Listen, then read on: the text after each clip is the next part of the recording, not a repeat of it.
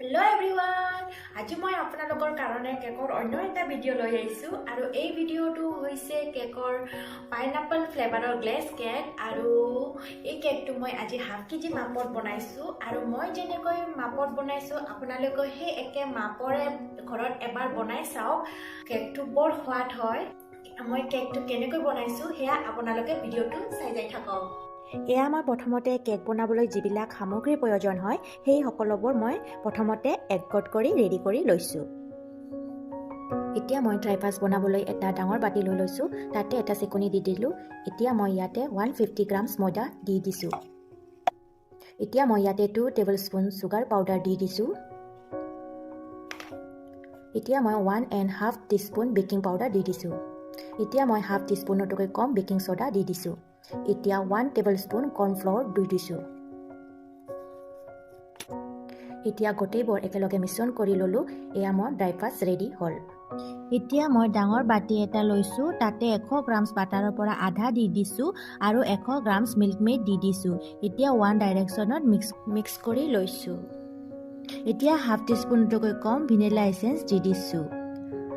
আৰু এতিয়া pineapple flavour অলপ দি দিছো এতিয়া আকৌ মিক্স কৰি লৈছো এয়া মোৰ লিকুইড পাৰ্ট ৰেডি হ'ল এতিয়া মই কেক টিনত কেকৰ বাটাৰটো দিয়াৰ আগতে কেক টিনটো অলপ বাটাৰ বা অইলৰে সানি লৈছো এতিয়া মই অলপ ময়দা ছটিয়াই দিছো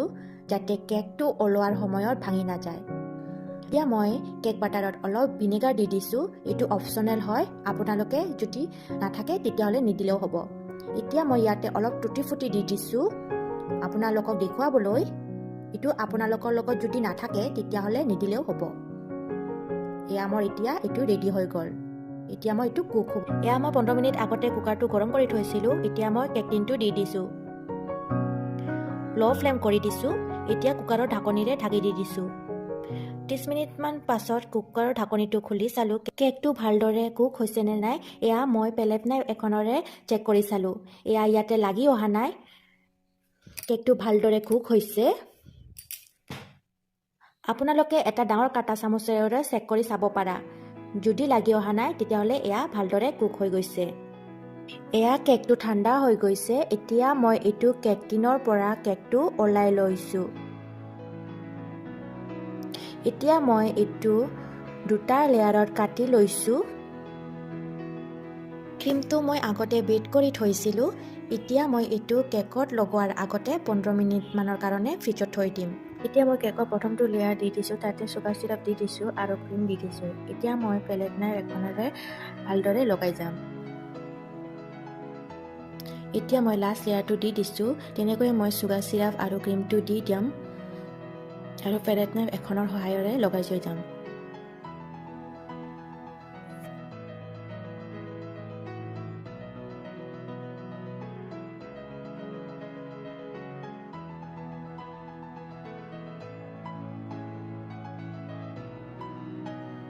এতিয়া মই কেক বৰ্ড এটা লৈ লৈছো তাতে অলপ ক্ৰীম সানি দিছো এতিয়া মই পেলেট নাইফ দুখনেৰে কেকটো বৰ্ডলৈ লৈ আনিম এয়া মই বৰ্ডলৈ লৈ আনিছো এতিয়া মই এটো ফাইনাল ষ্টেজৰ ক্ৰীমটো দিয়াৰ আগতে 15 মিনিটৰ কাৰণে ফ্ৰিজত থৈ দিম এতিয়া মই ইয়াতে ক্ৰীম ডাঠ কৰি লগাই যাম এয়া মই চাৰিওফালে লগাই গলো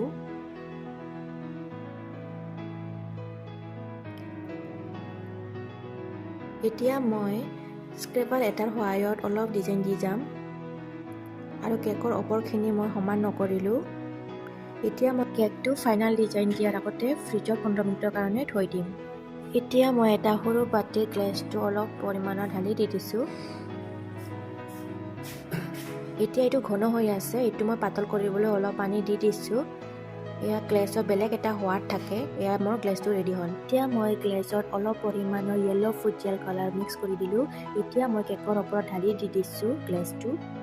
এতিয়া মই পেলেট নাইফ এখনৰ সহায়ৰে কেকৰ ওপৰত ভালদৰে লগাই যাম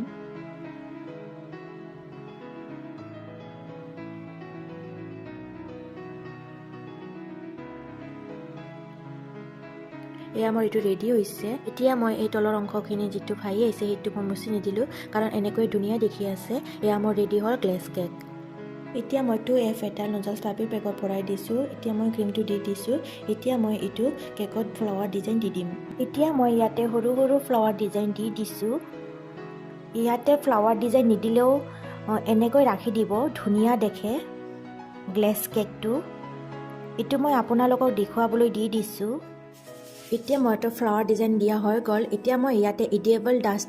দি দিম, পিংক কালাৰৰ হয় এইটো। এতিয়া মই ইয়াতে চিলভাৰ আৰু গল্ডেন বলছ সৰু সৰু দি দিছোঁ। এয়া আপোনালোকে এইবিলাক ফ্লাৱাৰ বা বলছ বা ইডিয়েল ডাষ্ট এইবিলাক নিদিলেও হ'ব, একো নাই, এনেই থৈ দিব পাৰা, তেনেকৈও ধুনীয়া দেখে। এয়া মই ফ্লাৱাৰ বলছ আৰু ইডিয়েবল ডাষ্ট দি দিছোঁ। এয়া মোৰ ৰেডি হৈ গ'ল পাইনাপল ফ্লেভাৰ গ্লেছ কেক।